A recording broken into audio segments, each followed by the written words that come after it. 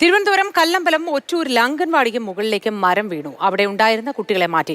സമീപത്ത് നിന്ന് പ്ലാവാണ് കെട്ടിടത്തിന്റെ പിൻഭാഗത്തേക്ക് വീണത്. അമൽ തേനപ്പുറമുണ്ട് വിവരങ്ങളുമായി. അമൽ, ഈ കെട്ടിടത്തിൽ നിറയെ കുഞ്ഞുങ്ങൾ ഉണ്ടായിരുന്നോ? ആ സമയത്ത് എങ്ങനെയാണ് തലനാരിഴയ്ക്ക് ഇവർക്ക് രക്ഷപ്പെടാനായത്? വിവരങ്ങൾ എന്തൊക്കെ?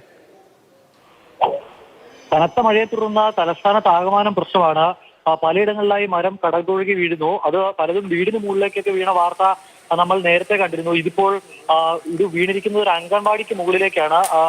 കല്ലമ്പലം ഒറ്റൂരിലാണ് ഈ മരം മറിഞ്ഞ് ഈ അംഗൻവാടിക്ക് മുകളിലേക്ക് വീണിരുന്നത്. അവിടെ ആ സമയത്ത് കുട്ടികൾ ഉണ്ടായിരുന്നു എന്നുള്ളതാണ് ഏറ്റവും ആശങ്കപ്പെടുത്തിയ ഒരു കാര്യം. പക്ഷേ അതിനുശേഷം ഈ മരം വീണത് പക്ഷേ ഇതിന് പിൻവശത്തേക്കായിരുന്നു. ഈ ഏറ്റവും പുറകുവശത്തായുള്ള ഒരു ഷീറ്റിന് മുകളിലേക്കാണ് ഇത് മറിഞ്ഞു വീണത്. വലിയൊരു പ്ലാവായിരുന്നു. ആ പ്ലാവ് തൊട്ടപ്പുറത്തെ പുരയിടത്തിൽ നിന്നാണ്. പക്ഷേ അത് ആ മതിലും കടന്ന് ഇപ്പുറത്തേക്ക് വന്ന് വീഴുകയായിരുന്നു.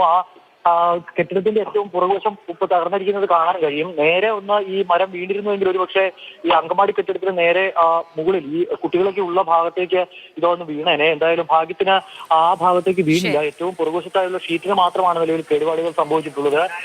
ഇപ്പോൾ എന്തായാലും ആ മരം മുറിച്ചു മാറ്റാനുള്ള നടപടിക്രമങ്ങളും ആരംഭിച്ചിട്ടുണ്ട്. മറ്റ് പ്രശ്നങ്ങളൊന്നും ഉണ്ടായിട്ടില്ല നിലവിൽ ഇതുവരെ. ഇനിയും ശക്തമായുള്ള കാറ്റിനും മഴയ്ക്കും സാധ്യതയുള്ളതിനാൽ വളരെ ജാഗ്രത ഇത്തരം കാര്യങ്ങളിൽ പുലർത്തണമെന്നുള്ളതാണ് ഇപ്പോൾ വന്നിരിക്കുന്ന നിർദ്ദേശം.